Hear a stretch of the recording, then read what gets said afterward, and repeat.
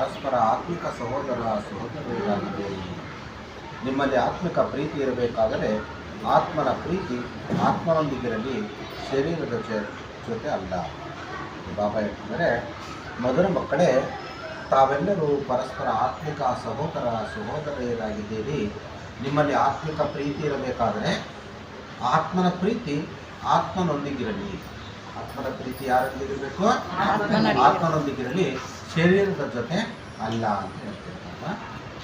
ಪ್ರಶ್ನೆ: ತಂದೆ ತಮ್ಮ ಮನೆಯ ಯಾವ ಅದ್ಭುತವಾದ ಮಾತನ್ನು ತಿಳಿಸಿದ್ದಾರೆ ಅಂತಂದರೆ ಉತ್ತರ: ನನ್ನ ಮನೆಗೆ ಬರುವ ಆತ್ಮರು ತಮ್ಮ ತಮ್ಮ ವಿಭಾಗದಲ್ಲಿ ತಮ್ಮ ನಂಬರ್ನಲ್ಲಿ ಸ್ಥಿತರಾಗಿರುತ್ತಾರೆ. ಅವರು ಎಂದಿಗೂ ಸ್ಥಾನವನ್ನು ಬಿಟ್ಟು ಅಲುಗಾಡುವುದಿಲ್ಲ. ಸ್ಥಾನವನ್ನು ಬಿಟ್ಟು ಏನು ಮಾಡೋದಿಲ್ಲಂತೆ? ಅಲುಗಾಡುವುದಿಲ್ಲ. ಅಲ್ಲಿ ಎಲ್ಲ ಧರ್ಮದ ಆತ್ಮರು ನನ್ನ ಸಮೀಪ ಇರುತ್ತಾರೆ. ಅಲ್ಲಿಂದ ನಂಬರ್ ವಾರಾಗಿ ತಮ್ಮ ತಮ್ಮ ಸಮಯದಲ್ಲಿ ಪಾತ್ರ ಅಭಿನಯಿಸಲು ಬರುತ್ತಾರೆ. ಈ ಅದ್ಭುತವಾದ ಜ್ಞಾನವು ನಿಮಗೆ ಇದೇ ಸಮಯದಲ್ಲಿ ಕಲ್ಪದಲ್ಲಿ ಒಂದೇ ಸಾರಿ ಸಿಗುತ್ತದೆ. ಈ ಜ್ಞಾನವನ್ನು ಬೇರೆ ಯಾರೂ ಕೊಡಲು ಸಾಧ್ಯವಿಲ್ಲ. ಅಲ್ಲಿ ಬಾಬಾ ಹೇಳ್ತಿದ್ರೆ ಫೋಟೋ ಹಾಕಿದ್ರು, ಪರಂಧಾಮ್ ಅಂತ ಫೋಟೋ ಹಾಕಿದ್ರು. ಪರಂಧಾಮದಲ್ಲಿ ಎಲ್ಲ ಆತ್ಮರು ಮೇಲಿರ್ತಾರೆ. ಆ ಪಾತ್ರ ಸಿಕ್ಕಾಗ ಮಾತ್ರ ಆ ಪಾತ್ರಧಾರಿಗಳಾಗಿ ಆತ್ಮ ಇಲ್ಲಿ ಪಾತ್ರ ನಿರ್ವಹಣೆ ಮಾಡೋದಕ್ಕೆ ಇಲ್ಲಿಗೆ ಬರ್ತೀವಿ. ಅದು ಈ ಜ್ಞಾನವನ್ನು ಕೊಡೋದು ಬೇರೆ ಯಾರೂ ಅಲ್ಲ, ಇಲ್ಲಿ ಐಶ್ವರ್ಯ ವಿಶ್ವವಿದ್ಯಾಲಯದಲ್ಲಿ ಮಾತ್ರ ನಮಗೆ ಸಿಗುತ್ತೆ.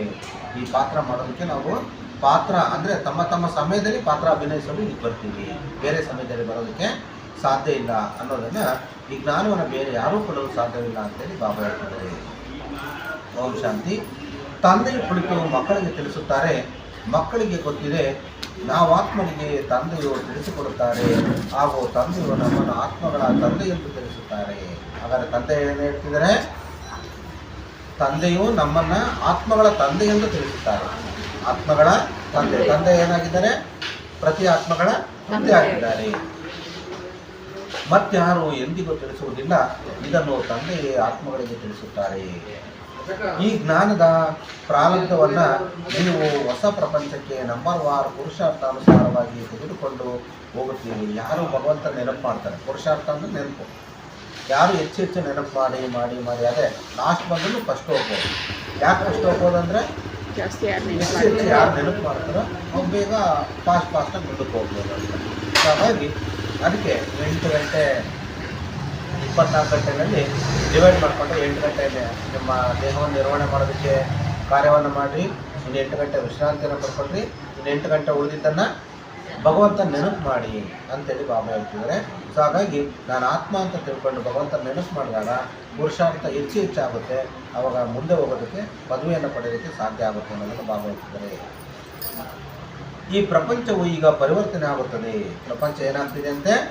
ಪರಿವರ್ತನೆ ಆಗ್ತಾ ಇದೆ. ಪೂರ್ಣವಾಗಿ ಪರಿವರ್ತನೆ ಆಗ್ತಾ ಇದೆ ಅಂತೆ. ಪರಿವರ್ತನೆ ಮಾಡುವವರು ತಂದೆ ಆಗಿದ್ದಾರೆ. ಹಾಗಾದ್ರೆ ಪರಿವರ್ತನೆ ಮಾಡೋರು ಯಾರಾಗಿದ್ದಾರೆ? ತಂದೆ ಮಾತ್ರ ಆಗಿದ್ದಾರೆ ಎಂಬ ನೆನಪು ಸಹ ಎಲ್ಲರಿಗೂ ಇರುವುದಿಲ್ಲ. ಅಂದರೆ ಈ ಪರಿವರ್ತನೆ ಮಾಡೋದು ಯಾರು ಅನ್ನೋದು ಬೇರೆ ಯಾರಿಗೂ ಗೊತ್ತಿಲ್ಲ. ಆದರೆ ಎಲ್ಲ ನಡೀತಾ ಇದೆ ಪ್ರಪಂಚದಲ್ಲಿ. ಸುನಾಮಿ ನಡೀತಾ ಇರುತ್ತೆ. ಪ್ರಪಂಚ ಬೇರೆ ಬೇರೆ ದೇಶದಲ್ಲಿ ನೋಡಿ, ಯುಕ್ರೇನು, ಅಮೇರಿಕಾ, ಬೇರೆ ಬೇರೆ ದೇಶದಲ್ಲಿ ಒಳ ಜೊತೆಗೆ ಶೀತಲವಂತ ಸಮರ ನಡೀತಾನೆ ಇರುತ್ತೆ. ಯಾವಾಗ ಏನಾಗುತ್ತೋ ಗೊತ್ತಿಲ್ಲ. ಅಂದರೆ ಇವೆಲ್ಲ ಮುನ್ನುಡಿ ಬರ್ದಂಗೆ ಅಂತಾರೆ. ಈ ಒಂದು ಪ್ರಪಂಚ ಪರಿವರ್ತನೆ ಆಗೋದಕ್ಕೆ ಮುನ್ನುಡಿ ಬರ್ದಂಗೆ. ಸೊ ಹಾಗಾಗಿ ಇಲ್ಲಿ ಇದನ್ನೆಲ್ಲ ಮಾಡಿಸೋನು ಯಾರಾಗಿದ್ದಾನೆ? ಪರಮಾತ್ಮ. ಎಲ್ಲ ದೇಶದವರು ಸಹ ಏನು ಮಾಡಿದ್ದಾರೆ? ಅನುಭವವನ್ನು ತಯಾರು ಮಾಡ್ಕೊಂಡಿದ್ದಾರೆ. ಈಗ ಅಡುಗೆ ಮಾಡೋದು ಏನಕ್ಕೆ ಮಾಡ್ತಾರೆ? ಏನಕ್ಕೆ ಮಾಡ್ತೀವಿ? ಏನು ಊಟ ಮಾಡ್ತಾರೆ ಅಲ್ವಾ? ಹಂಗೆ ಅನುಭವ ಮಾಡಿ ಇಟ್ಕೊಂಡಿದ್ದಾರೆ. ಅವ್ರೇನು ಸುಮ್ಮನೆ ಇಟ್ಕೊಂಡಿದ್ದಾರೆ? ಬೇರೆ ದೇಶದ ಮೇಲೆ ಪ್ರಯೋಗ ಮಾಡೇ ಮಾಡ್ತಾರೆ. ಮಾಡಿಲ್ಲ ಅಂದರೂ ತನ್ನ ಇದನ್ನು ಏನು ಮಾಡ್ಕೊಳುತ್ತೆ, ಒಂದಿನ ಕಳ್ಕೊಂಡು ಬ್ಲಾಸ್ಟ್ ಆದರೂ ಆಗೋ ಸಾಧ್ಯತೆ ಇರುತ್ತೆ ಅಲ್ವಾ? ಸೊ ಒಂದೊಂದು ದೇಶದಲ್ಲಿ 120, 130 ಹಿಂಗೆ ಅನುಭವನ ಅಲ್ಲಂತೂ ತಯಾರು ಮಾಡಿ ಇಟ್ಕೊಂಡ್ಬಿಟ್ಟಿದ್ದಾರೆ. ಪ್ರತಿ ದೇಶನೂ ಅವ್ರು ಹೇಳ್ತಾ ಇರ್ತಾರೆ, ನಮ್ಮ ದೇಶದಲ್ಲಿ ಇಷ್ಟಿದ್ದಾವೆ, ನಮ್ಮ ದೇಶದಲ್ಲಿ ಇಷ್ಟಿದ್ದಾವೆ ಅಂತೇಳಿ. ಅಂದರೆ ಯಾವಾಗ ಏನಾಗುತ್ತೋ ಪರಿವರ್ತನೆಗೆ ನಾಂದಿ ಆಡ್ದಂಗೆ ಆಗುತ್ತೆ ಅಂತ ಬಾಬಾ ಹೇಳ್ತಿದ್ದಾರೆ. ತಂದೆಯ ಶ್ರೀಮತವಾಗಿದೆ, ಮಕ್ಕಳೇ ಎಲ್ಲಿಯೇ ಇದ್ದರೂ ನೀವು ನನ್ನನ್ನು ನೆನಪು ಮಾಡಿರಿ. ಸೊ ಮಕ್ಕಳೇ ಎಲ್ಲೇ ಇದ್ರೂ ಏನು ಮಾಡ್ಬೇಕು? ನಾವು ನನ್ನ ನೆನಪು ಮಾಡಲಿ ಅಂತ ಬಾಬಾ ಹೇಳ್ತಿದ್ದಾರೆ. ಹೇಗೆ ಕಣ್ಣಿಗೆ ತನಗೆ ಯಾವ ಪತಿ ಸಿಗುತ್ತಾರೆ ಎನ್ನುವುದು ತಿಳಿದಿರುವುದಿಲ್ಲ. ನೋಡಿ, ಕಣ್ಣಿಗೆ ಯಾವ ಪತಿ ಸಿಗ್ತಾರೆ ಅನ್ನೋದು ತಿಳಿದಿರಲ್ಲ ಮುಂಚೆ. ಅಂದರೆ ಪತಿ ಅಂದರೆ ಯಾರು ಗಂಡ ಅನ್ನೋದು ಗೊತ್ತಿರಲ್ಲ. ಮನೇಲಿ ಸುಮ್ಮನೆ ತಂದೆ ತಾಯಿ ಜೊತೆ ವಾಸ ಮಾಡ್ತಿರ್ತಾರೆ. ಆದರೆ ತಿಳಿದಿರೋದಿಲ್ಲ. ಭಾವಚಿತ್ರ ನೋಡಿದ ನಂತರ ಅವರ ನೆನಪೇ ಇರುತ್ತದೆ. ಫೋಟೋ ತೋರಿಸಿದ ಮೇಲೆ ಇವ್ರು ನನ್ನ ಗಂಡ ಆಗ್ತಾರೆ ಅಂತ ನೆನಪು ಮಾಡ್ತಾರಲ್ವಾ. ಸೊ ಹಾಗೆ ಭಾವ ಹೇಳ್ತಿದ್ದಾರೆ, ಭಾವಚಿತ್ರ ನೋಡಿದ ನಂತರ ಅವರ ನೆನಪೇ ಇರುತ್ತದೆ. ಎಲ್ಲಿದ್ದರೂ ಒಬ್ಬರನ್ನೊಬ್ಬರು ನೆನಪು ಮಾಡುತ್ತಿರುತ್ತಾರೆ. ಇದು ದೈಹಿಕ ಪ್ರೀತಿಯಾಗಿದೆ. ಈ ಥರ ನೆನಪು ಮಾಡೋದೇನಾಗಿದೆ? ದೈಹಿಕ ಪ್ರೀತಿಯಾಗಿದೆ. ಸೊ ಆದರೆ ಇಲ್ಲಿ ಆತ್ಮಿಕ ಸ್ಥಿತಿ ಇದೆ. ಹಾಗಾದರೆ ಇಲ್ಲಿ ನೆನಪು ಮಾಡೋಂಥ ಎಂಥ ಸ್ಥಿತಿ ಇದು? ಆತ್ಮಿಕ ಸ್ಥಿತಿ. ಆತ್ಮಿಕ ಪ್ರೀತಿಯು ಯಾರ ಜೊತೆ? ಆತ್ಮಿಕ ತಂದೆಯ ಜೊತೆ, ಆತ್ಮಿಕ ಮಕ್ಕಳು ಮತ್ತು ಮಕ್ಕಳಲ್ಲಿಯೂ ಪರಸ್ಪರ ಸಹೋದರತ್ವದ ಪ್ರೀತಿ. ನೀವು ಮಕ್ಕಳಲ್ಲಿಯೂ ಸಹ ಬಹಳ ಪ್ರೀತಿ ಇರಬೇಕು. ನಮ್ಮ ಮಕ್ಕಳಲ್ಲೂ ಸಹ ಏನಿರ್ಬೇಕಂತೆ? ಒಬ್ಬರೊಬ್ಬರು ಕಂಡ್ರೆ ಬಹಳಷ್ಟು ಸಹೋದರತ್ವ ಭಾವನೆ, ಪ್ರೀತಿ, ವಿಶ್ವಾಸ ಈಗ ಇಟ್ಕೊಂಡಿರ್ಬೇಕು. ಆದರೆ ಈಗ ಕಲಿಯುವ ಪ್ರಪಂಚದಲ್ಲಿ ಒಬ್ಬರು ಕಂಡ್ರೆ ಒಬ್ಬರು ಆಗಲ್ಲ. ನೋಡ್ತೀವಿ ನಾವು. ಒಂದು ಮನೆಯಲ್ಲಿದ್ದಾರೆ ಅಂತ ಹೇಳಿದರೆ ಒಂದು ಮನೆಯಲ್ಲಿರುವಂಥ ಮನಸ್ಥಿತಿನೇ ಬೇರೆ ಬೇರೆ. ಇಷ್ಟು ಒಂದು 4-5 ಜನ ಮಕ್ಕಳಿದ್ರೆ ಅಣ್ಣನೇ ಒಂಥರ, ಮಕ್ಕಳೇ ಒಂಥರ, ತಾಯಿನೇ ಒಂಥರ, ತಂದೆ ಒಂಥರ. ನೋಡಿ, ಈ ಥರ ಮನಸ್ಥಿತಿ ಈಗ ಕಲಿಯುಗದಲ್ಲಿದೆ. ಆದರೆ ಇಲ್ಲಿ ಹೇಳ್ತಿದ್ರೆ ಬಾಬಾ, ಸೊ ಪ್ರತಿಯೊಬ್ಬರು ಸಹ ಆತ್ಮಿಕ ಸ್ಥಿತಿಯಲ್ಲಿ ನಾನು ಏನು ಮಾಡಬೇಕು? ಒಬ್ಬರೊಬ್ಬರು ಪ್ರೀತಿ ವಿಶ್ವಾಸದಿಂದ ಇಟ್ಕೊಂಡಿರಬೇಕು ಅನ್ನೋದನ್ನು ಹೇಳ್ತಾ ಇದ್ದಾರೆ. ತಾವೆಲ್ಲರೂ ಸಹೋದರ ಸಹೋದರಿಯರಾಗಿದ್ದೀರಿ ಅಂದ ಮೇಲೆ ಪರಸ್ಪರ ಅವಶ್ಯವಾಗಿ ಪ್ರೀತಿ ಇರಬೇಕು. ನೋಡಿ, ನಾವೆಲ್ಲ ಏನಾಗಿದ್ದೀವಿ? ಸಹೋದರ ಸಹೋದರಿಯರಾಗಿರೋದ್ರಿಂದ ಪ್ರೀತಿ ಇಟ್ಕೊಂಡಿರಬೇಕು. ಏಕೆಂದರೆ ಒಬ್ಬ ತಂದೆಯ ಮಕ್ಕಳಾಗಿದ್ದೀರಿ ಅಲ್ಲವೇ? ಇದಕ್ಕೆ ಆತ್ಮಿಕ ಪ್ರೀತಿ ಎಂದು ಹೇಳುತ್ತಾರೆ. ಇದೆಂಥ ಪ್ರೀತಿ? ಇದು ಆತ್ಮಿಕ ಪ್ರೀತಿ. ಹಾಗಾಗಿ ನಾವು ಬಹಳಷ್ಟು ವಿಶ್ವಾಸ ಪ್ರೀತಿಯಿಂದ ಇಟ್ಕೊಂಡಿದ್ದಾಗ ನಾವೆಲ್ಲರೂ ಸಹೋದರರಾಗಿರೋದ್ರಿಂದ ಪ್ರೀತಿ ವಿಶ್ವಾಸದಿಂದ ಇರಬೇಕು.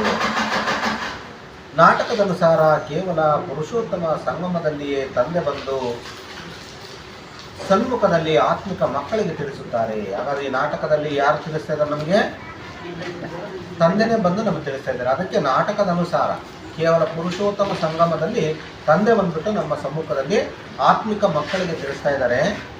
ಮತ್ತು ತಂದೆಗೆ ಇಲ್ಲಿಗೆ ಬಂದಿದ್ದಾರೆ ಎಂದು ಮಕ್ಕಳು ತಿಳಿದುಕೊಂಡಿದ್ದಾರೆ. ನಾವು ಅಷ್ಟೇ, ನಾವಿಲ್ಲಿ ನೆನಪು ಮಾಡ್ತಾ ಇರ್ತೀವಿ, ಯೋಗ ಮಾಡ್ತಾ ಇರ್ತೀವಿ. ಆ ಯೋಗ ಮಾಡುವಂಥ ಸಂದರ್ಭದಲ್ಲಿ ನಮಗೇನು ಅನಿಸುತ್ತೆ? ಆ ಫೀಲ್ ಅನಿಸ್ತಾ ಇರುತ್ತೆ, ಗುಟ್ಟು ಪಾಸಿಟಿವ್ ಎನರ್ಜಿ ಬರ್ತಾ ಇರುತ್ತೆ. ಅವಾಗ ಗೊತ್ತಾಗುತ್ತೆ ನಮಗೆ, ಭಗವಂತ ಬಂದಿದ್ದಾನೆ ಅಂದರೆ ನಮ್ಗೆ ಗೊತ್ತಾಗುತ್ತೆ. ಅಂದರೆ ಸೊ ಇಲ್ಲಿ ನಮ್ಗೆ ಗೊತ್ತಾಗುತ್ತೆ ಆ ಭಗವಂತನ ನೆನಪು ಇದ್ದೇ ಇರುತ್ತೆ, ಬಂದಿದ್ದಾನೆ ಅನ್ನೋದು ನಮ್ಗೆ ಗೊತ್ತಾಗುತ್ತೆ. ನಾವು ಮಕ್ಕಳನ್ನು ಪವಿತ್ರ ಹೂಗಳನ್ನಾಗಿ ಮಾಡಿ ಪತಿತರಿಂದ ಭಾವನ ಮಾಡಿ ಜೊತೆಯಲ್ಲಿ ಕರೆದುಕೊಂಡು ಹೋಗುತ್ತಾರೆ. ನೋಡಿ, ಮಕ್ಕಳನ್ನು ಏನು ಮಾಡ್ತಾ ಇದ್ದಾರೆ ಇಲ್ಲಿ? ಪವಿತ್ರ ಹೂಗಳನ್ನಾಗಿ ಮಾಡಿಬಿಟ್ಟು ಪತಿತರಿಂದ ಏನು ಮಾಡ್ತಾರೆ? ಪಾವನರನ್ನಾಗಿ ಮಾಡುವಂತಹ ಮಾಡಿ ಜೊತೆಯಲ್ಲಿ ಕರೆದುಕೊಂಡು ಹೋಗ್ತಾರೆ. ಅಂದರೆ ಕೈ ಹಿಡಿದು ಕರೆದುಕೊಂಡು ಹೋಗುತ್ತಾರೆ ಎಂದಲ್ಲ, ಅಂದರೆ ಕೈ ಹಿಡ್ಕೊಂಡು ಕರ್ಕೊಂಡು ಹೋಗ್ತಾರೆ ಅಂತಲ್ಲ. ಆದರೆ ಪಾವನ ಆದಂಗೆಲ್ಲ ಏನಾಗುತ್ತೆ? ಆತ್ಮಗಳು ಹೊರಟು ಹೋಗ್ತಾ ಇರ್ತಾರೆ. ಎಲ್ಲ ಆತ್ಮಗಳು ಹಕ್ಕಿಗಳು ಹೋಗುವ ರೀತಿಯಲ್ಲಿ ಹಾರಿ ಹೋಗುತ್ತಾರೆ. ಎಲ್ಲ ಆತ್ಮಗಳು ಯಾವ ಥರ ಹೋಗ್ತಾರಂತೆ? ಹಕ್ಕಿಗಳು ಯಾವ ರೀತಿ ಹಾರೋಗ್ತಾವೋ ಆ ರೀತಿ ಆತ್ಮಗಳೆಲ್ಲ ಹಾರೋಗ್ಬಿಡ್ತಾವಂತೆ. ಈಗ ಜನಸಂಖ್ಯೆಯಲ್ಲಿ ನಮ್ಮ ಭೂಮಿ ಮೇಲೆ ಜಾಸ್ತಿ ಆಗಿದೆ. ಯಾಕೆ ಜಾಸ್ತಿ ಆಗಿದೆ ಅಂತ ಹೇಳಿದ್ರೆ, ಪರಂಧಾಮದಿಂದ ಎಲ್ಲ ಆತ್ಮಗಳು ಕೆಳಗೆ ಬಂದುಬಿಟ್ಟಿದೆ. ಎಲ್ಲ ಸರ್ವಧರ್ಮೀಯರು ಏನಿದ್ದಾರೋ ಎಲ್ಲ ಆತ್ಮಗಳು ಕೆಳಗೆ ಬಂದಿರೋದ್ರಿಂದ ಇಲ್ಲಿ ಜನಸಂಖ್ಯೆ ಜಾಸ್ತಿ ಆಗಿದೆ. ಹಾಗಾಗಿ ಎಲ್ಲರೂ ಒಂದಿನ ಏನಾಗ್ತಾರೆ? ಪಾವನ ಆಗಿ ಮುಂದಕ್ಕೆ ಹೋಗ್ಬಿಡ್ತೀವಿ, ಮತ್ತು ಪರಂಧಾಮಕ್ಕೆ ವಾಪಸ್ ಹೋಗ್ಬಿಡ್ತೀವಿ. ಹೇಗೆ ಸ್ಥೂಲ ಮಾರ್ಗದರ್ಶಕರು ಇರುತ್ತಾರೆ ಮತ್ತು ಅವರ ಜೊತೆ ಇನ್ನೂ ಕೆಲವರು ಇರುತ್ತಾರೆ, ಮುಂದೆ ಕುಳಿತುಕೊಳ್ಳುತ್ತಾರೆ, ಅವುಗಳಿಗೆ ಮಾರ್ಗದರ್ಶಕರಲ್ಲಿ ಸಿಗ್ತದೆ. ಅದರ ಜೊತೆ ಮುಂದಿನ ಭಾಗದಲ್ಲಿ ಇನ್ನೂ ಹಲವು ಮಾರ್ಗದರ್ಶಕ ಹಕ್ಕಿಗಳು ಇರ್ತವೆ. ಅಂದರೆ ಕೆಲವು ಸರಿ ಆರೋಗ್ಬೇಕಾದ್ರೆ ನಾವು ನೋಡ್ತೀವಿ, ಎಲ್ಲರೂ ಒಂದೇ ಥರ ಆರೋಗಲ್ಲ ಹಕ್ಕಿಗಳು. ಆದರೆ ಕೆಲವು ಮುಂದೆ ಹೋಗ್ತವೆ, ಕೆಲವು ಹಿಂದೆ ಹೋಗ್ತವೆ, ಸೈಡ್ಗೆಲ್ಲ ಹೋಗ್ತಾ ಇರ್ತಾರೆ. ಅಂದರೆ ಕೆಲವು ಗೈಡೆನ್ಸ್ ಕೊಟ್ಕೊಂಡು ಹೋಗ್ತಾ ಇರ್ತಾರೆ, ಈ ಥರ ಬರ್ರಿ ಅಂತೇಳಿ ಅಲ್ವಾ. ಅದರಲ್ಲೂ ಲೀಡರ್ಶಿಪ್ ಇರುತ್ತೆ. ಸೊ ಹಂಗೆ ನಮಗೂ ಅಷ್ಟೇ, ಇಲ್ಲಿ ಆತ್ಮಿಕ ಸ್ಥಿತಿಯಲ್ಲಿದ್ದಾಗ ನಮಗೂ ಮಾರ್ಗದರ್ಶಕ ಆತ್ಮಗಳು ಇರ್ತವೆ ಅನ್ನೋದನ್ನು ಸಾಮಾನ್ಯವಾಗಿ ನೋಡ್ತೀವಿ. ಅದರ ಜೊತೆ ಮುಂದಿನ ಭಾಗದಲ್ಲಿ ಇನ್ನೂ ಹಲವು ಮಾರ್ಗದರ್ಶಕ ಹಕ್ಕಿಗಳು ಇರುತ್ತವೆ.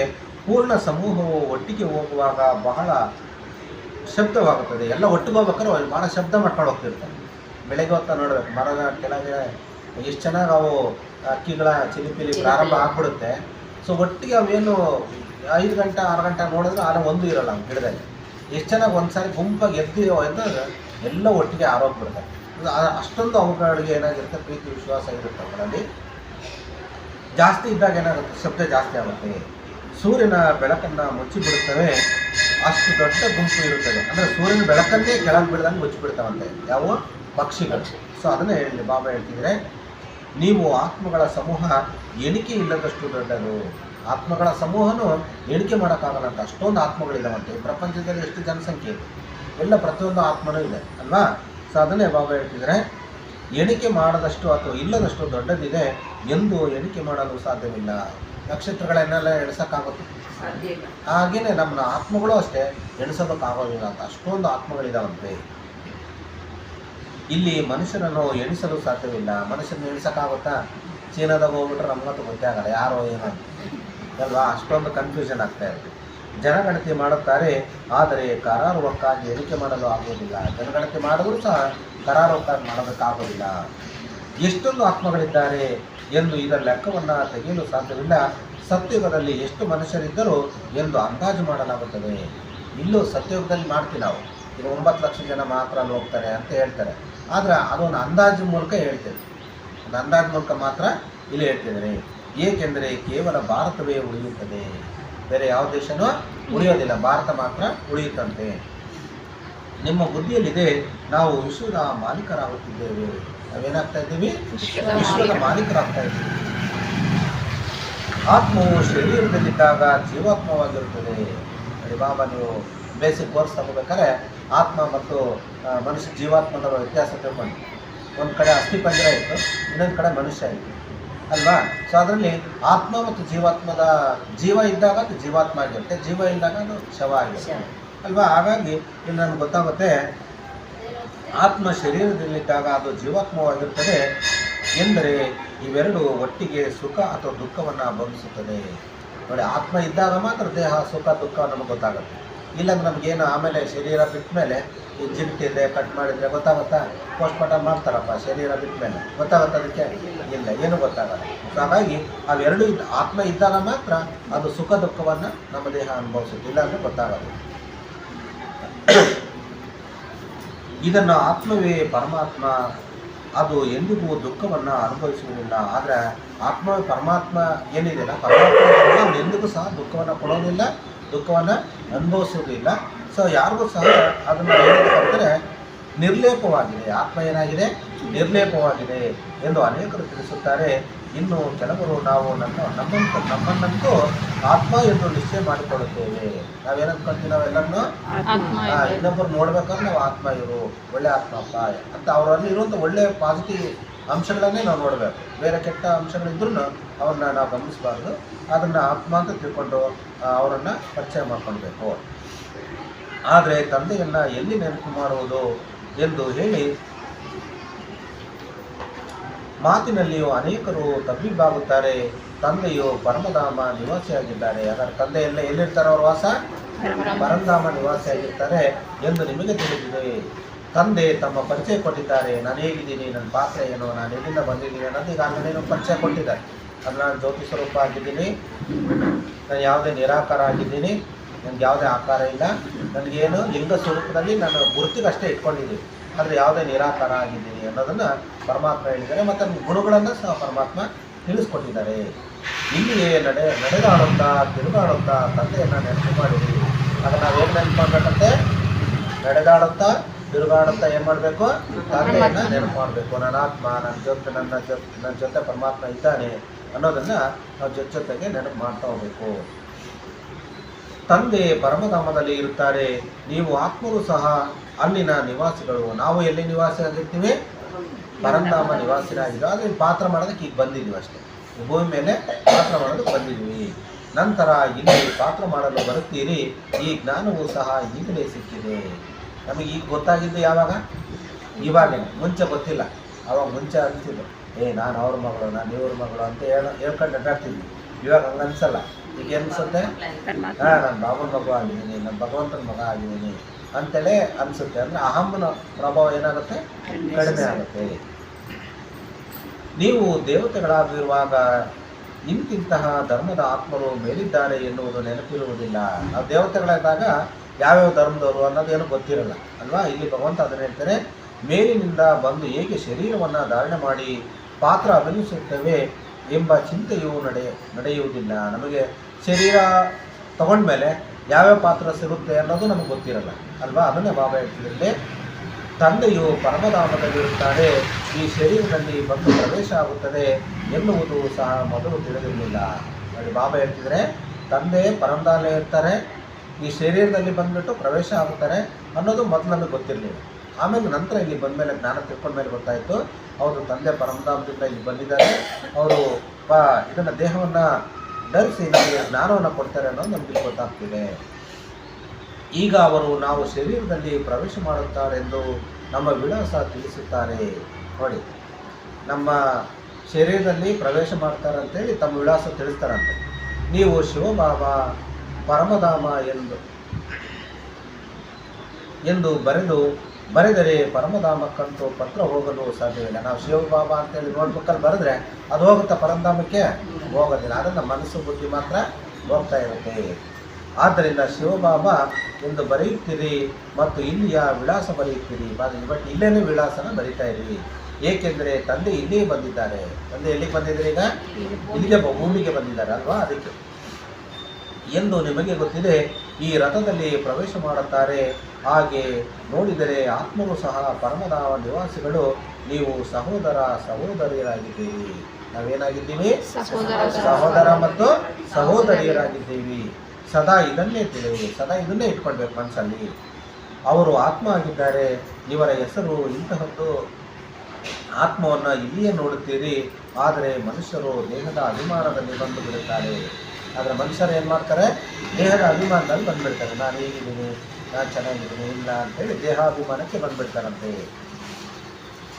ತಂದೆಯು ಆತ್ಮಾಭಿಮಾನಿಗಳನ್ನಾಗಿ ಮಾಡುತ್ತಾರೆ.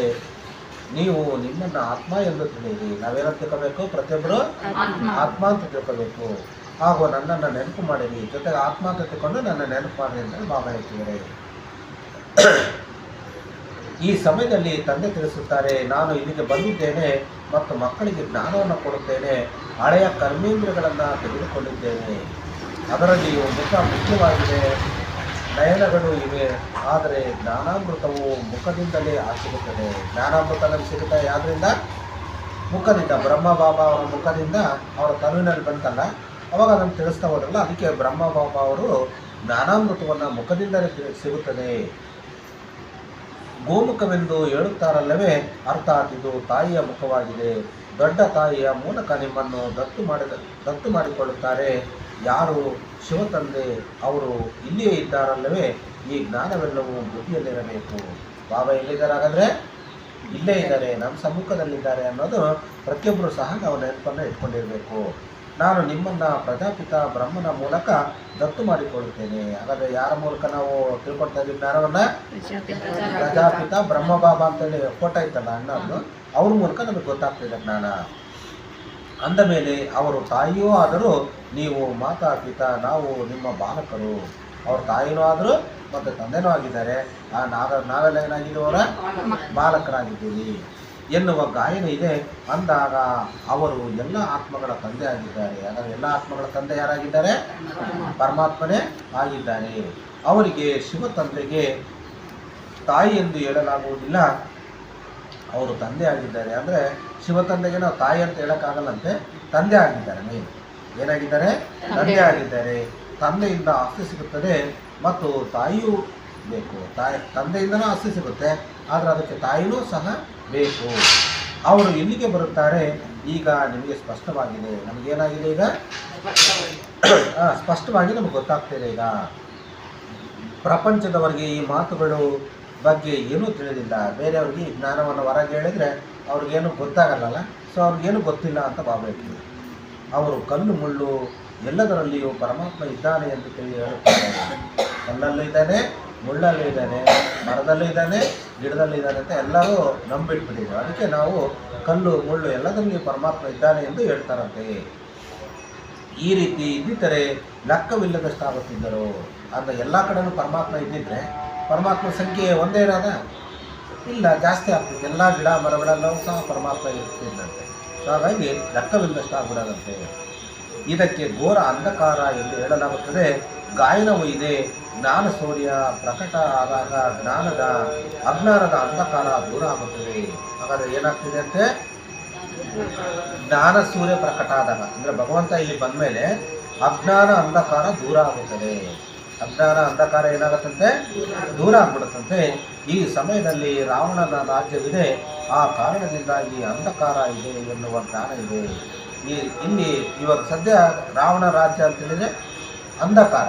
ಯಾಕೆ ಅಂಧಕಾರ? ಜನರು ಇನ್ನೂ ಜ್ಞಾನ ಗೊತ್ತಿಲ್ಲ, ಆತ್ಮ ಅಂತ ಯಾರು ತಿಳ್ಕೊಳ್ತಿಲ್ಲ, ದೇಹಾಭಿಮಾನದಲ್ಲಿ ಜನ ಬಾಳ್ತಾ ಇದ್ದಾರೆ, ಒಬ್ಬರೊಬ್ಬರು ದ್ವೇಷ ಮಾಡ್ತಿದ್ದಾರೆ, ಸ್ವಾರ್ಥವಾಗಿ ಭಾಳ ಬದುಕ್ತಾ ಇದ್ದಾರೆ. ನಾನು ಬದುಕಬೇಕು, ಇನ್ನೊಬ್ಬರಿಗೆ ಏನು ತೊಂದರೆ ಆದರೂ ಪರವಾಗಿಲ್ಲ ಅನ್ನೋದನ್ನು ಕಲಿಯುಗದಲ್ಲಿ ಎಲ್ಲರೂ ರೂಢಿಸ್ಕೊಂಡ್ಬಿಟ್ಟಿದ್ದಾರೆ. ಆದರೆ ಇಲ್ಲಿ ಇದನ್ನು ಅಂಧಕಾರ ಅಂತ ಕರೀತಾರೆ. ಎಂತ ಕರೀತಾರೆ ಇದನ್ನು? ಅಂಧಕಾರ ಅಂತೇಳಿ. ಅಲ್ಲಿ ರಾವಣನ ರಾಜ್ಯ ಇರುವುದಿಲ್ಲ. ಹಾಗಾದರೆ ನಾವು ಸಂಗಮಕ್ಕೆ ಹೋದಾಗ ಅಲ್ಲೇನಿರೋಲ್ಲ, ರಾವಣ ರಾಜ್ಯ ಇರೋದಿಲ್ಲಂತೆ. ಆದ್ದರಿಂದ ಯಾವ ವಿಕಾರ ಇರುವುದಿಲ್ಲ ಅಲ್ಲಿ. ರಾವಣನೇ ಇರೋದಿಲ್ಲ ಅಂದಮೇಲೆ ಯಾವ ವಿಕಾರ ಗುಣಗಳು ಸಹ ಅಲ್ಲಿ ಇರೋದಿಲ್ಲ. ದೇಹ ಅಭಿಮಾನವು ಸಿಗುವುದಿಲ್ಲ, ಅಲ್ಲಿ ಆತ್ಮಾಭಿಮಾನಿಯಾಗಿರುತ್ತಾರೆ. ಯಾರೂ ಸಹ ದೇಹಾಭಿಮಾನ ಇರೋದಿಲ್ಲ, ಅಲ್ಲಿ ಎಲ್ಲರೂ ಆತ್ಮಾಭಿಮಾನಿಯಾಗಿರ್ತಾರೆ. ಆತ್ಮಕ್ಕೆ ಜ್ಞಾನವಿರುತ್ತದೆ.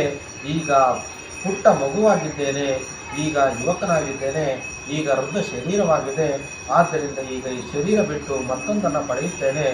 ಇಂತಹವರು ಸತ್ತು ಹೋದರು ಎಂದು ಸತ್ಯಯುಗದಲ್ಲಿ ಹೇಳುವುದಿಲ್ಲ. ನೋಡಿ, ಇಲ್ಲಾದರೆ ಇಂಥವ್ರಿದ್ದರು, ಇಷ್ಟು ಇವಾಗ ಸತ್ತೋದ್ರು, ಇವಾಗ ಬಿಟ್ರಪ್ಪ ಅಂತ ಎಲ್ಲ ಹೇಳ್ತೀವಿ.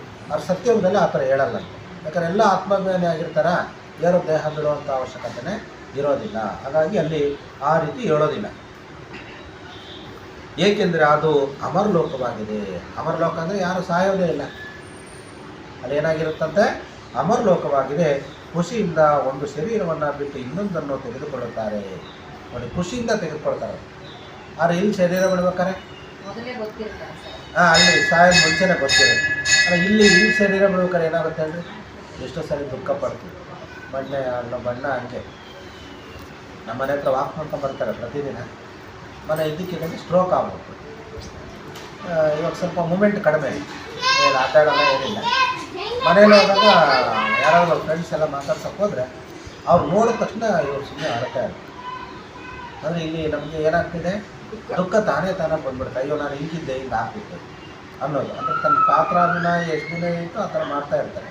ಬಟ್ ಅವ್ರಿಗೆ ಗೊತ್ತಿಲ್ಲ, ಸುಮ್ಮನೆ ನೋಡಿದ ತಕ್ಷಣ ಆಳ್ತಾರೆ, ಮಾತಾಡೋಕ್ಕೆ ಬರೋದು. ಸೊ ಈ ರೀತಿ ಸ್ಥಿತಿ ಈ ಕಲಿಯುಗದಲ್ಲಿ ಇದ್ದೇ ಇರುತ್ತೆ. ಈಗ ಆಯುಷ್ಯ ಮುಗಿಯಿತು, ಇದನ್ನು ಬಿಟ್ಟು ಇನ್ನೊಂದನ್ನು ತೆಗೆದುಕೊಳ್ಳಬೇಕು. ಆಯುಷ್ಯ ಮುಗಿಯಿತು, ಇನ್ನೊಂದನ್ನು ತೆಗೆದುಕೊಳ್ಬೇಕು ಅನ್ನೋದನ್ನು ಅಲ್ಲಿ ಸತ್ಯಯುಗದಲ್ಲಿ ಗೊತ್ತಾಗ್ಬಿಡುತ್ತೆ. ವಾಸ್ತವದಲ್ಲಿ ಈ ಉದಾಹರಣೆ ತಂದೆ ಕೊಟ್ಟಿರುವುದಾಗಿದೆ. ಇದನ್ನು ಸನ್ಯಾಸಿಗಳು ತೆಗೆದುಕೊಂಡಿದ್ದಾರೆ. ಆದ್ದರಿಂದ ತಂದೆ ತಿಳಿಸುತ್ತಾರೆ, ಈಗ ನಾನು ನಿಮಗೆ ಹೇಳುವ ಜ್ಞಾನ ಪ್ರಾಯಲೋಪವಾಗಿದೆ. ನಾನು ಹೇಳುತ್ತಲ್ವ, ಜ್ಞಾನ ಏನಾಗ್ಬಿಟ್ಟಿದೆ, ಪ್ರಾಯಲೋಪ ಆಗ್ಬಿಟ್ಟಿದೆ. ಗೊತ್ತಿದೆ ಸ್ವಲ್ಪ, ಅದೆಲ್ಲ ಮರ್ತೋಗ್ಬಿಡ್ತಾರೆ ಅನ್ನೋದನ್ನು ಬಾಬಾ ಹೇಳ್ತಿದ್ದಾರೆ.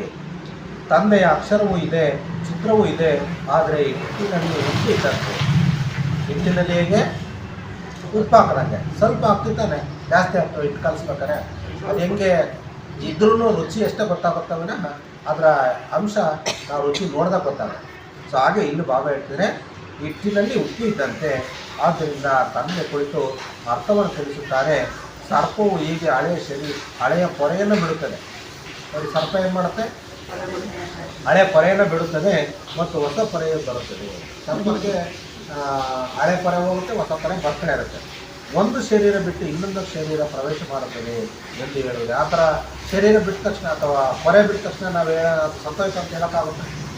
ಅಂದರೆ ಒಂದು 2,000 ಜೀವಿತಾವಧಿಯಲ್ಲಿ 2 ಸಾರಿ ಬಿಡ್ಬೋದು, 3 ಸಾರಿ ಬಿಡ್ಬೋದು, 4 ಸಾರಿ ಬಿಡ್ಬೋದು. ಆದರೆ 5ನೇ ಸಾರಿಗೆ ಅದು ಏನಾಗುತ್ತೆ, ವಯಸ್ಸಾದ್ಮೇಲೆ ಸತ್ತೋಗ್ಬೋದು. ಅದು ಇನ್ನೂ ಅಷ್ಟೇ. ಬಾಬಾ ಹೇಳ್ತಿದ್ರೆ, ಪೊರೆ ಬಿಡುವುದು ಒಂದು ಸರ್ಪದ ಉದಾಹರಣೆ ಆಗಿದೆ. ಆ ಪೊರೆ ಬಿಡೋದು ಕಾಣಿಸುತ್ತದೆ. ಹೇಗೆ ವಸ್ತ್ರವನ್ನು ಕಳಿಸುತ್ತಾರೆ ಹಾಗೆಯೇ ಸರ್ಪವು ಪೊರೆಯನ್ನು ಬಿಡೋದು ಕಳಿಸಿರುತ್ತದೆ. ನಾವೆಂಗೆ ದೇಹದ ವಸ್ತ್ರವನ್ನು ಕಳಿಸ್ತೀವೋ ಹಾಗೆ ಸರ್ಪನೂ ಸಹ ಏನು ಮಾಡುತ್ತೆ, ಪೊರೆಯನ್ನು ಕಳಿಸುತ್ತದೆ, ಇನ್ನೊಂದು ಸಿಗುತ್ತದೆ ಅಂತೇಳಿ ಬಾಬಾ ಹೇಳ್ತಿದ್ದಾರೆ. ಸರ್ಪ ಅಂತೂ ಬದುಕಿ ಇರುತ್ತದೆ, ಆದರೂ ಸಹ ಪೊರೆ ಬಿಟ್ಟು ಸರ್ಪ ಏನಾಗುತ್ತೆ, ಬದುಕಿರುತ್ತೆ, ಸದಾ ಅಮರವಾಗಿರ್ತದೆ. ಆದರೆ ಪೊರೆ ಬಿಟ್ಟ ತಕ್ಷಣ ಅದು ಎಷ್ಟು ವರ್ಷ ಬೇಕಾದ್ರೂ ಬದುಕುತ್ತೆ ಅಂತ ಹೇಳೋಕ್ಕಾಗುತ್ತೆ, ಸದಾ ಅಮರವಾಗಿರುತ್ತೆ ಅಂತ ಹೇಳೋಕ್ಕಾಗುತ್ತೆ? ಇಲ್ಲ. ಅದು ಕೆಲವು ದಿನಗಳವರೆಗೆ ಮಾತ್ರ ಅದು ಇರುತ್ತೆ ಅನ್ನೋದನ್ನು ನಾವು ನೋಡ್ಬೋದು.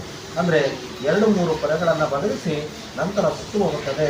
ಹಾಗೆಯೇ ಸತ್ಯಯುಗದಲ್ಲಿ ನೀವು ಸಹ ಸಮಯಾನುಸಾರ ಒಂದು ಪೊರೆಯಿಂದ ಬಿಟ್ಟು ಇನ್ನೊಂದನ್ನು ತೆಗೆದುಕೊಳ್ಳುತ್ತೀರಿ.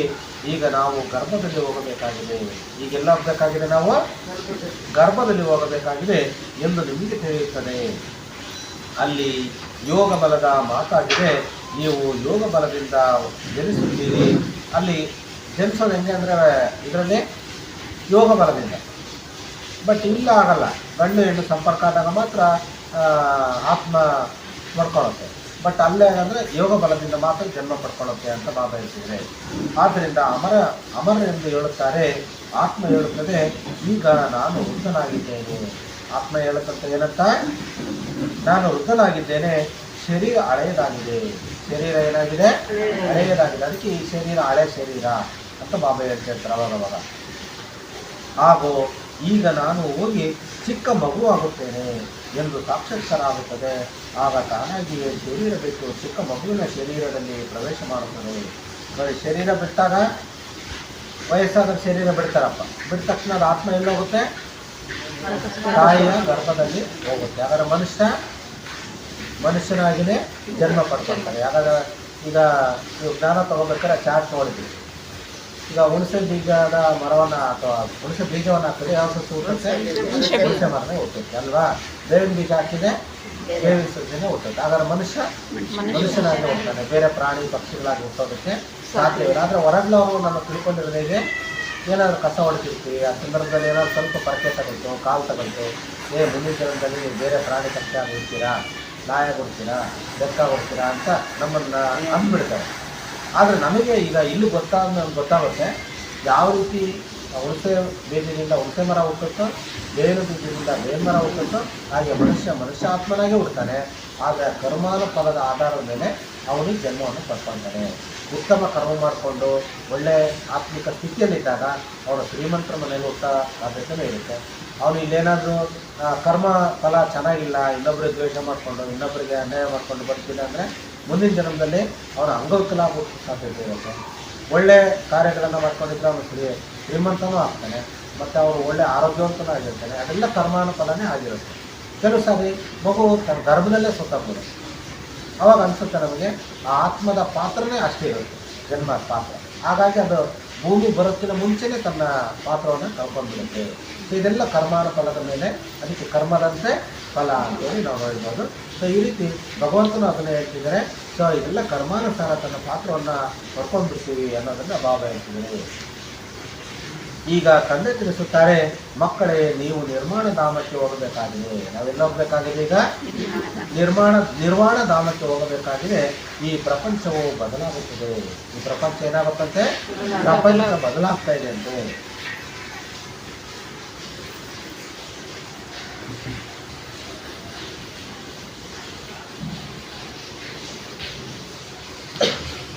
ಬದಲಾಗುತ್ತದೆ. ಹಳೆಯದರಿಂದ ಪುನಃ ಹೊಸದಾಗುತ್ತದೆ. ಹಳೆಯದರಿಂದ ಏನಾಗ್ತದೆ ಅಂತೆ? ಪುನಃ ಹೊಸದಾಗ್ತದೆ. ಈಗಾಗಲೇ ನಿಮಗೆ ಗೊತ್ತಿದೆ. ಸೊ 5,000 ವರ್ಷಗಳ ನಾಟಕ ಚಕ್ರದಲ್ಲಿ ನಾವೆಲ್ಲಿಗೆ ಬಂದಿದ್ದೀವಿ? ಅಂತಿಮದಲ್ಲಿದ್ದೀವಿ. 12-13 ವರ್ಷಗಳ ಕಾಲ ಅಷ್ಟೇ ಇರೋದಿಲ್ಲ. ಇನ್ನು ಉಳಿದಿದ್ದೆಲ್ಲ ಸಮಯವನ್ನು 4,800 ಎಷ್ಟಿದೆಯಲ್ಲ ಅದೆಲ್ಲ ಮುಗಿದೋಗ್ಬಿಟ್ಟಿದೆ ಅಲ್ವಾ? ಸೊ ಅಷ್ಟು ಹಳೆಯದಾಗಿದೆ ಅನ್ನೋದನ್ನು ಬಾಬಾ ಇದೆ ಅಂತಿದ್ದಾರೆ. ಪ್ರತಿಯೊಂದು ವಸ್ತುವು ಪರಿವರ್ತನೆಯಾಗುತ್ತದೆ. ವೃಕ್ಷದಿಂದ ಬೀಜವು ಬರುತ್ತದೆ, ಮತ್ತೆ ಬೀಜವನ್ನು ಹಾಕಿದಾಗ ಎಷ್ಟೊಂದು ಫಲವು ಸಿಗುತ್ತದೆ. ಸರಿ, ವೃಕ್ಷದಿಂದ ಏನಾಗುತ್ತೆ? ಬೀಜ ಬರುತ್ತೆ, ಮತ್ತೆ ಬೀಜಗಳನ್ನು ಹುಟ್ಟಾಕಿದ್ರೆ ಮತ್ತೆ ವೃಕ್ಷ ಆಗ್ತವೆ, ವೃಕ್ಷದಿಂದ ಮತ್ತೆ ಫಲ ಬರ್ತವೆ. ಸೊ ಇದು ರೋಟೀನ್ ಹೆಂಗಾಗುತ್ತೋ ಹಂಗೆ ಈಗ ಸೃಷ್ಟಿ ನಾಟಕ ಚಕ್ರವು ಸಹ ಏನಾಗ್ತಾಯಿದೆ? ತಿರುಗ್ತಾ ಇದೆ. ಈಗ ಅಂತಿಮದಲ್ಲಿದ್ದೀವಿ ಅನ್ನೋದನ್ನು ಬಾಬಾ ಹೇಳ್ತಾರೆ. ಇಲ್ಲಿ ವಿಕಾರದಿಂದ 5-6 ಮಕ್ಕಳ ಜನ್ಮವಾಗುತ್ತದೆ. ಸತ್ಯುಗ ಮತ್ತು ಕಲಿಯುಗಕ್ಕೆ ಬಹಳ ಅಂತರ ಇದೆ. ಸತ್ಯುಗ ಮತ್ತು ಕಲಿಯುಗಕ್ಕೆ ಏನಿದೆ ಅಂತೆ? ಬಹಳ ಅಂತರ ಇದೆ. 15 ಗುಣಗಳೇ ಬೇರೆ, ಕಲಿಯುಗದಲ್ಲಿರೋ ಗುಣಗಳೇ ಬೇರೆ. ಸತ್ಯುಗದಲ್ಲಿರುವಂಥ ಗುಣಗಳೇ ಬೇರೆ, ಕಲಿಯುಗದಲ್ಲಿರುವಂಥ ಗುಣಗಳೇ ಬೇರೆ. ಹಾಗಾಗಿ ಎಲ್ಲರೂ ಇಲ್ಲಿ ಕಲಿಯುಗದಲ್ಲಿ ವಿಕಾರಿ ಗುಣಗಳನ್ನು ಹೆಚ್ಚು ಹೊಂದಿರೋದನ್ನು ನಾವು ಕಣ್ಣಾರೆಯಲ್ಲಿ ಗಮನಿಸ್ತಾ ಇದ್ದೀವಿ. ಹೊಸ ಪ್ರಪಂಚ ಹೇಗೆ ಹಳೆಯದಾಗುತ್ತದೆ ಮತ್ತು ಹೇಗೆ 84 ಜನ್ಮಗಳನ್ನು ಪಡೆಯುತ್ತಾರೆ ಅದು ಸಹ ತಿಳಿಸಲಾಗುತ್ತದೆ. ಪ್ರತಿಯೊಂದು ಆತ್ಮ ತನ್ನ ಪಾತ್ರ ಮುಗಿಸಿ ಹೋದ ಮೇಲೆ ತನ್ನ ಸ್ಥಾನದಲ್ಲಿ ಸ್ಥಿತರಾಗುತ್ತಾರೆ. ಇಲ್ಲಿಂದ ಪಾತ್ರ ಎಲ್ಲ ಮುಗಿಸಿ ಹೋದ್ಮೇಲೆ ಶರೀರ ಬಿಟ್ಟ ಮೇಲೆ ಎಲ್ಲಿ ಹೋಗ್ತಾರಂತೆ? ಪರಂಧಾಮಕ್ಕೆ ಹೋಗ್ತೀವಿ. ಪರಂಧಾಮಕ್ಕೆ ಹೋದ್ಮೇಲೆ ಏನಾಗುತ್ತೆ? ತನ್ನ ಸ್ಥಾನ ಇಲ್ಲಿ ಕರ್ಮಾನುಸಾರ ಏನು ಕರ್ಕೊಂಡಿರ್ತೀವೋ ಅಲ್ಲಿ ಅದೇ ಥರ ಸ್ಥಾನವನ್ನು ಪಡ್ಕೊಂಡ್ಬಿಡ್ತೀವಿ. ಸ್ಥಾನ ಬದಲಾವಣೆಯಾಗುವುದಿಲ್ಲ. ಮತ್ತು ಮುಂಚೆ ಎಲ್ಲಿ ಇರ್ತೀವೋ ಅಲ್ಲಿಗೆ ಹೋಗಿ ಕೂತ್ಕೊಳ್ತೇವೆ ನೋಡಿ. ಸ್ಥಾನ ಬದಲಾವಣೆ ಆಗುವುದಿಲ್ಲ. ನಂತರ ನಂಬರ್ ವಾರ್ ಕೆಳಗೆ ಬರುತ್ತಾರೆ. ಅವರ ಅನುಸಾರ ಏನಾಗಿರುತ್ತೆ, ನಂಬರ್ ವಾರ್ ಕೆಳಗೆ ಬರ್ತಾರೆ. ದ್ವಾಪರದಲ್ಲಿ, ತ್ರೇತಾಯುಗದಲ್ಲಿ ಯಾವ ರೀತಿ ಅಲ್ಲಿ ಹೆಚ್ಚಿನ ಗುಣಗಳನ್ನು ಹೊಂದಿದ್ದು ಕೆಳಗೆ ಜನ್ಮ ಪಡ್ಕೊಂತ ಬಂದಂಗೆಲ್ಲ ಏನಾಗುತ್ತೆ, ಪಾತ್ರದ ಗುಣಗಳು ಬೇರೆ ಬೇರೆ ಕಡಿಮೆ ಆಗಿಬಿಡ್ತವೆ. ಕಡಿಮೆ ಆದಂಗೆಲ್ಲ ಅದು ಅವರ ಪಾತ್ರದ ಜನ್ಮ ಪಡ್ಕೊಳ್ಳೋದು ಸಹ ಏನಾಗಿರುತ್ತೆ, ಅವರ ಪಾತ್ರಕ್ಕನುಸಾರ ಜನ್ಮ ಪಡ್ಕೊಂಡಿರ್ತೀವಿ. ಆದರೆ ಇಲ್ಲೂ ಅಷ್ಟೇ ಅಲ್ಲಿ ಸ್ಥಾನವನ್ನು ಸ್ಥಿತರಾಗ್ಬಿಡ್ತೀವಂತೆ. ಆದ್ದರಿಂದ ಮೂಲ ವತನದಿಂದ ಚಿಕ್ಕ ಚಿಕ್ಕ ಮಾದರಿಯನ್ನು ಮಾಡಿರುತ್ತಾರೆ. ಎಲ್ಲ ಧರ್ಮದವರಿಗೆ ತಮ್ಮ ತಮ್ಮ ವಿಭಾಗಗಳಿವೆ. ಎಲ್ಲ ಧರ್ಮದವ್ರಿಗೂ ತಮ್ಮ ತಮ್ಮ ವಿಭಾಗ ಮಾಡಿರ್ತಾರಂತಲ್ಲಿ. ದೇವಿ ದೇವತಾ ಧರ್ಮವು ಮೊದಲನೆಯದಾಗಿದೆ. ಅದರಲ್ಲಿ ದೇವಿ ದೇವತಾ ಧರ್ಮ ಏನಾಗಿದೆ ಅಂತೆ, ಮೊದಲನೇದು. ಹಾಗಾದ್ರೆ ನಾವೆಲ್ಲ ಯಾವ ಸ್ಥಾನದಲ್ಲಿರ್ತೀವಿ, ದೇವಿ ದೇವತಾ ಧರ್ಮದಲ್ಲಿರ್ತೀವಂತೆ. ನಂತರ ಕ್ರಮೇಣ ಬರುತ್ತಾರೆ, ಹಾಗೆಯೇ ಹೋಗಿ ಸ್ಥಿತ ಆಗುತ್ತಾರೆ. ನೀವು ಸಹ ನಂಬರ್ ವಾರ್ ಬೇರ್ಗಡೆ ಆಗಿರಿ. ನಾವು ಏನಾಗಬೇಕಂತೆ, ನಂಬರ್ ವಾರ್ ಪುರುಷಾರ್ಥ ಮಾಡಿ ಬೇರ್ಗಡೆ ಆಗಿ ಆ ಅಂಕಗಳ ಅನುಸಾರವಾಗಿ ಸ್ಥಿತರಾಗುತ್ತೀವಿ. ಎಷ್ಟು ಅಂಕ ಪಡ್ಕೊಂಡಿರ್ತೀವೋ ಅಷ್ಟು ಅಂಕನ ಏನು ಮಾಡ್ಕೋಬೇಕಂತ ಆ ಅಂಕಗಳ ಆಧಾರದ ಮೇಲೆ ಸ್ಥಿತರಾಗಬೇಕು. ಇನ್ನು ತಿಪ್ಪೇರುದ್ರ ಸ್ವಾಮಿ ಏನು ಮಾಡ್ತಾರೆ, ತಿಪ್ಪೇರುದ್ರ ಸ್ವಾಮಿ ನಾಲ್ಕು ಹೇಳ್ತಾರೆ, ಏನಂತ ಒಂದು ಕೋಟ್ ಹೇಳ್ತಾರೆ. ಅವ್ರು ಏನಂತ, ಮಾಡಿದಷ್ಟು ನೀಡುವುದೇ ಶಿವ. ಅವ್ರು ಕೆರೆ ಕಟ್ಟಬೇಕಾದ್ರೆ ಸಾಕಷ್ಟು ಕತೆ ಗೊತ್ತಿದೆ. ಜನ ಭಾಳಷ್ಟು ಜನ ಕಳ್ಳಾಟ ಆಡ್ಕೊಂಡು ಸುಮ್ಮನೆ ಅಡ್ಡಾಡೋರ್ಗೆ ಯಾವ ರೀತಿ ಕೂಲಿ ಸಿಗಬೇಕು, ಕೆಲಸ ಮಾಡಿದವ್ರಿಗೆ ಯಾವ ರೀತಿ ಅನ್ಯಾಯ ಬಂದು ಸಿಗಬೇಕು ಅಂದಾಗ ಮಣ್ಣು ದುಂಡು ಮಾಡ್ಕೊಂಡ್ಬಿಟ್ಟು ಬೆಟ್ಟದಲ್ಲಿ ಬಂಧಿಸಿ ಮಾಡಿದಷ್ಟು ನೀಡುವುದೇ ಶಿವ ಅಂತ ತಕ್ಷಣ ಅವ್ರು ಎಷ್ಟೆಷ್ಟು ಕೆಲಸ ಮಾಡಿದ್ರು ಅಷ್ಟು ಹಣ ಸಂಪಾದನೆ ಆಗಿದೆ. ಇನ್ನೂ ಅಷ್ಟೇ ನಮ್ಮ ಪುರುಷಾರ್ಥದ ಅನುಸಾರ ನಮಗೆ ಅಲ್ಲಿ ಸ್ಥಾನ ಸಿಗ್ತಾ ಹೋಗುತ್ತೆ.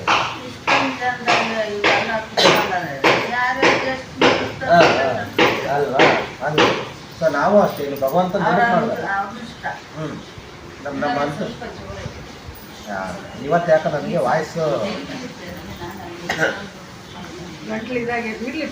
ಇವತ್ತೇ ಹಂಗಾಯ್ತು ಬೆಳಗ್ಗೆ.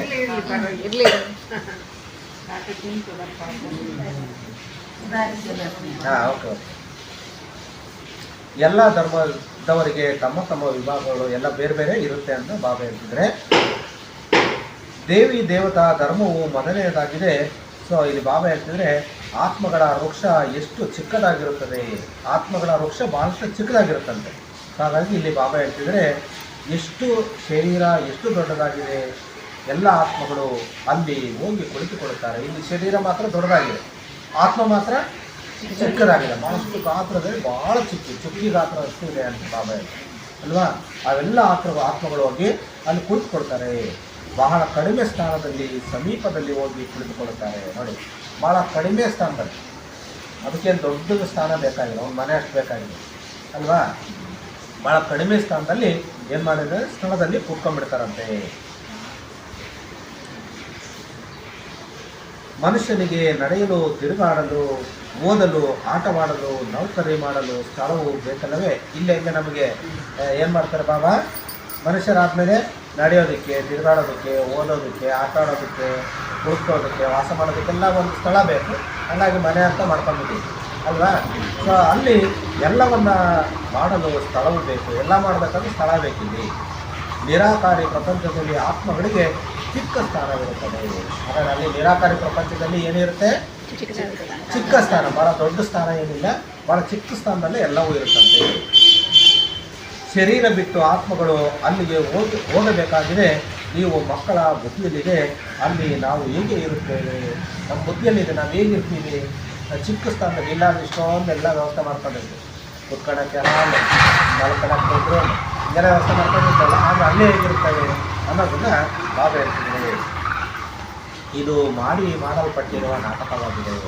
ಇದು ಎಂಥ ನಾಟಕ? ಇದು ಮಾಡಲ್ಪಟ್ಟಿರುವ ನಾಟಕವಾಗಿದೆ. ಇದೇ ರೀತಿ ನಾವು ಹಿಂದಿನ ಜನ್ಮದಲ್ಲೂ ಕೂತಿದ್ವಿ, ಇವಾಗಲೂ ಸಹ ಇಲ್ಲ ಕೂತ್ಕೊಂಡಿದ್ವಿ. ಅದಕ್ಕೆ ಮಾಡಲ್ಪಟ್ಟಂತಹ ನಾಟಕ ಅಂತ ಬಾಬಾ ಹೇಳ್ತಿದ್ದಾರೆ.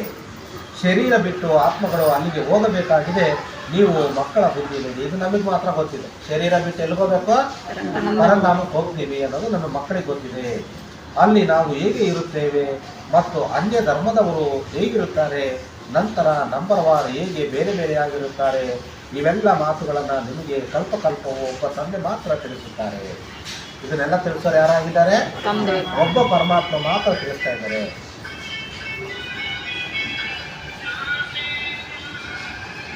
ಆನ್ಲೈನ್ ಕ್ಲಾಸ್ ಇರುತ್ತೆ. ತಿಳ್ಕೊಂಡಿದ್ದೀರಿ ನಾವು ಆತ್ಮ ಆಗಿದ್ದೇವೆ ಅಂದರೆ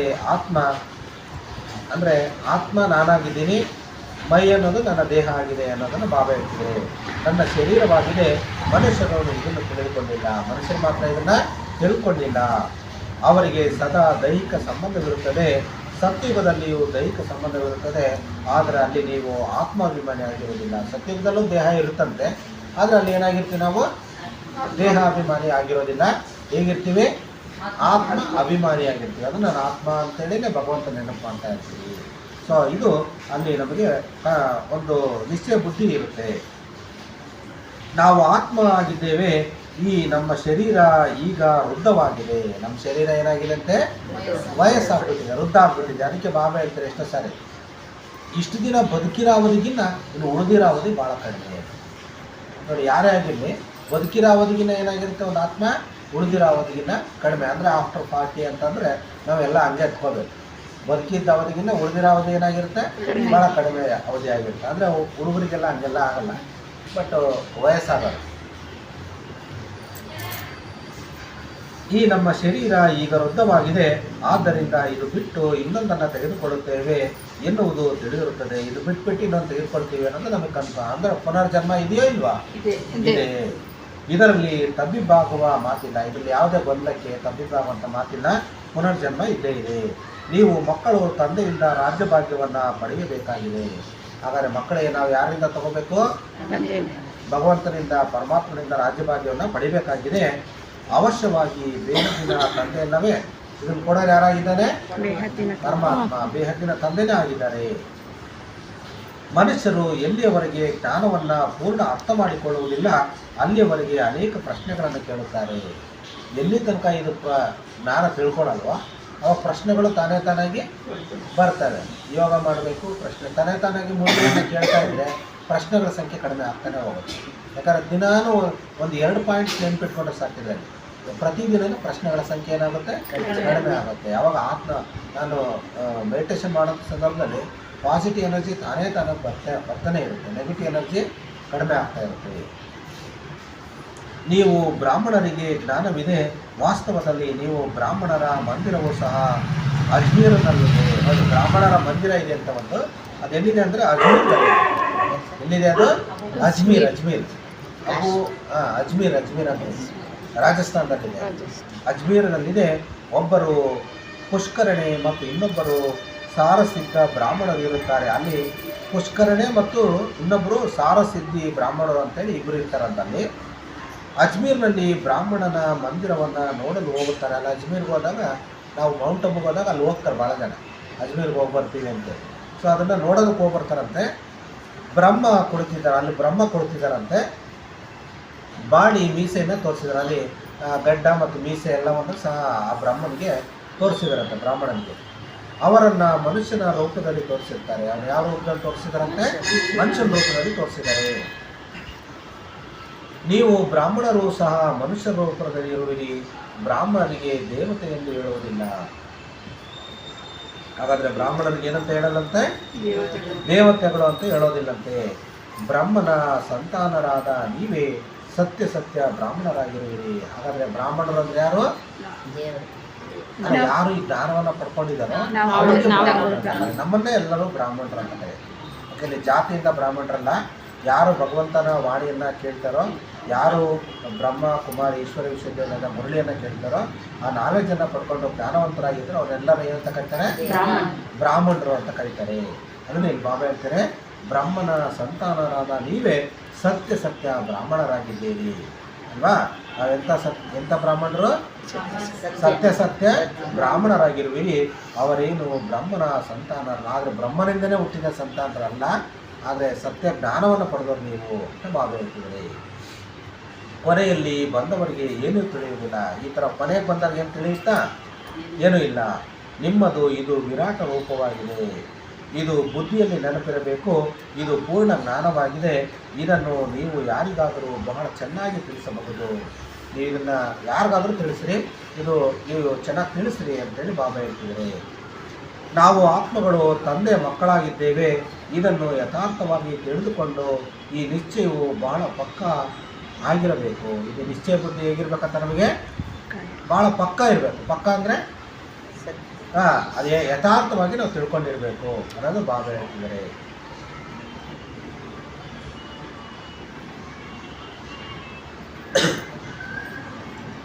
ಇದನ್ನು ನೀವು ಯಾರಿಗಾದರೂ ಬಹಳ ಚೆನ್ನಾಗಿ ತಿಳಿಸಬಹುದು. ನಾವು ಆತ್ಮಗಳು ತಂದೆಯ ಮಕ್ಕಳಾಗಿದ್ದೇವೆ, ಇದನ್ನು ಯಥಾರ್ಥವಾಗಿ ತಿಳಿದುಕೊಂಡು ಈ ನಿಶ್ಚಯವನ್ನು ಬಹಳ ಪಕ್ಕ ಆಗಿರಬೇಕು. ಇದಂತೂ ಯಥಾರ್ಥವಾದ ಮಾತಾಗಿದೆ. ಎಂಥ ಮಾತಿದು? ಯಥಾರ್ಥವಾದ ಮಾತಾಗಿದೆ. ಎಲ್ಲ ಆತ್ಮಗಳ ತಂದೆ ಒಬ್ಬ ಪರಮಪಿತ ಪರಮಾತ್ಮನಾಗಿದ್ದಾರೆ. ಎಲ್ಲ ಆತ್ಮರ ತಂದೆ ಯಾರಾಗಿದ್ದಾರೆ? ಪರಮಪಿತ ಪರಮಾತ್ಮನಾಗಿದ್ದಾರೆ.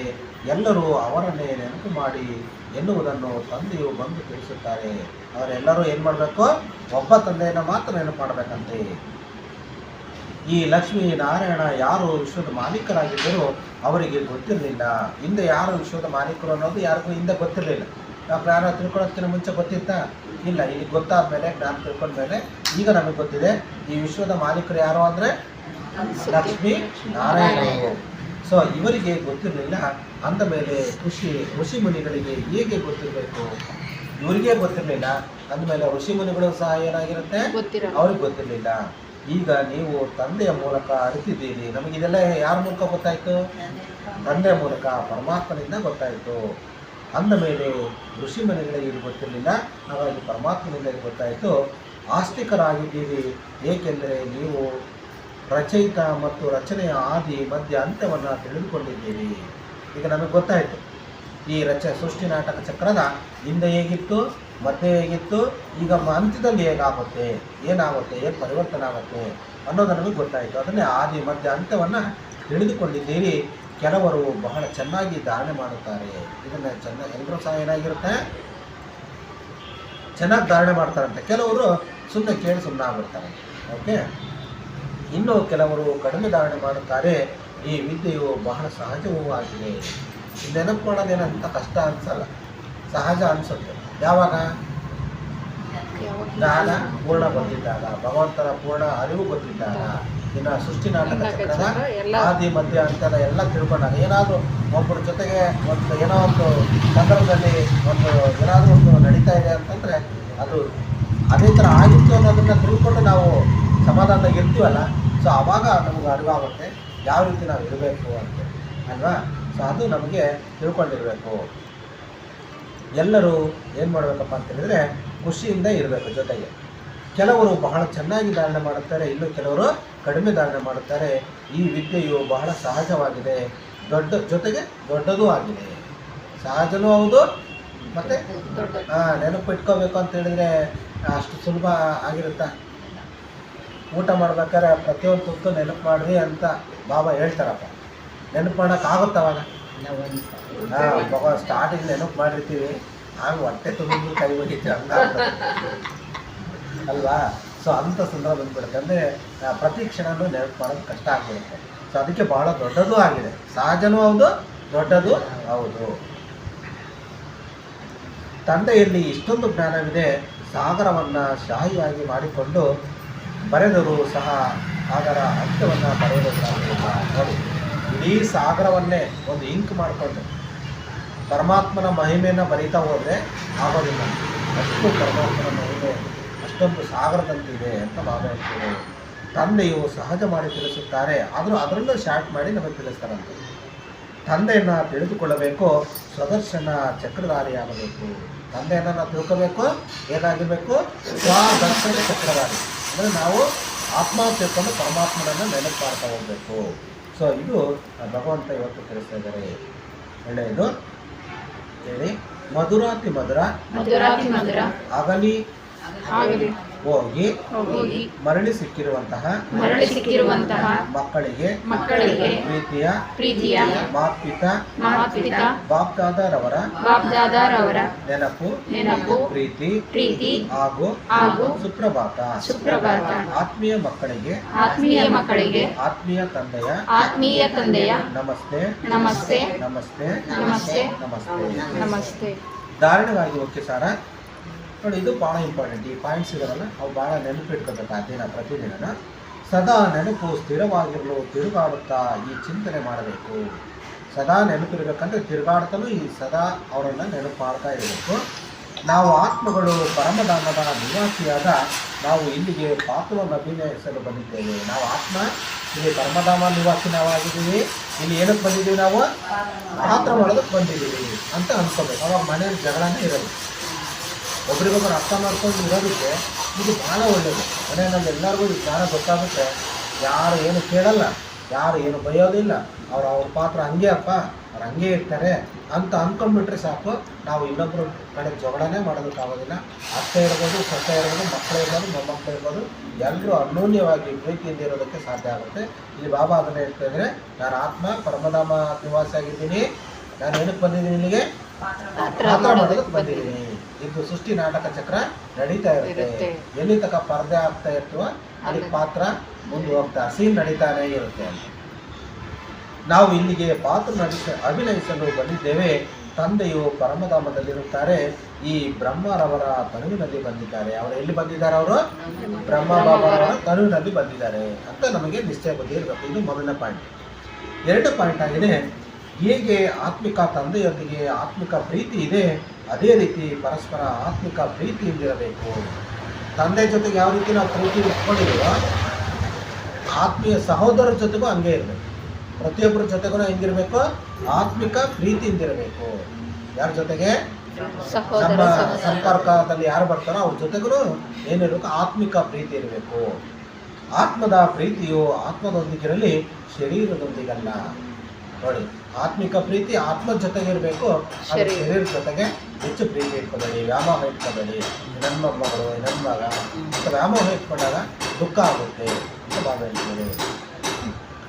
ಆತ್ಮಾಭಿಮಾನಿಯಾಗುವ ಸಂಪೂರ್ಣ ಅಭ್ಯಾಸ ಮಾಡಬೇಕು. ನಾನು ಆತ್ಮಾಭಿಮಾನಿ ಆಗುವಂಥ ಸಂಪೂರ್ಣ ಅಭ್ಯಾಸವನ್ನು ಮಾಡಿ ಅಂತ ಬಾಬಾ ಹೇಳ್ತೀವಿ. ವರದಾನ: ಅದ್ದಿನ ಕಾಮನೆಗಳಿಂದ ಮುಕ್ತರಾಗಿ ಸರ್ವ ಪ್ರಶ್ನೆಗಳಿಂದ ದೂರ ಆಗುವಂತಹ, ಸರ್ವ ಪ್ರಶ್ನೆಗಳಿಂದ ದೂರ ಇರುವಂತಹ ಸದಾ ಪ್ರಸನ್ನ ಚಿತ್ತಾಭಾವ.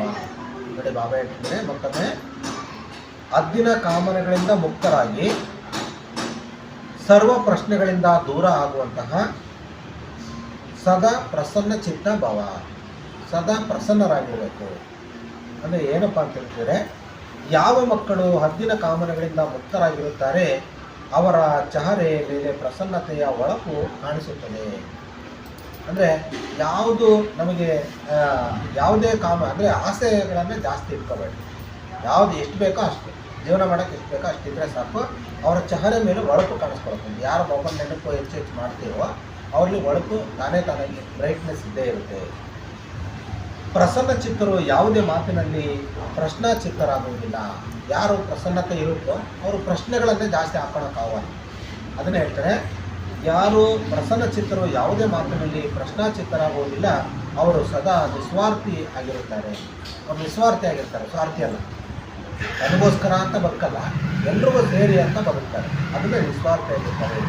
ಮತ್ತು ಎಲ್ಲರೂ ನಿರ್ದೋಷಿ ಎಂದು ಅನುಭವ ಮಾಡುತ್ತಾರೆ. ಎಲ್ಲರೂ ಯಾರು ಕೆಟ್ಟರಪ್ಪ ಅಂದ್ಕೊಳ್ಳಲ್ಲ. ಯಾರು ಅಂದ್ಕೊಳ್ಳಲ್ಲ? ಯಾರು ಆತ್ಮಾಭಿಮಾನಿಯಾಗಿರ್ತಾರೆ, ಜೊತೆಗೆ ಯಾರು ನಿಸ್ವಾರ್ಥಿಯಾಗಿರ್ತಾರೆ ಅವರು ಇನ್ನೊಬ್ಬರನ್ನ ನಿರ್ದೋಷಿ ಅಂತ ಅಂದ್ಕೊಳ್ಳಲ್ಲ. ಅದು ನಾವು ಅಂದ್ಕೊಂಡ್ಬಿಡ್ತೀವಿ. ನಾವು ತಪ್ಪು ಮಾಡಿರ್ತೀವಿ, ಇನ್ನೊಬ್ಬರ ಮೇಲೆ ಹಾಕ್ತೀವಿ ಅಲ್ವಾ?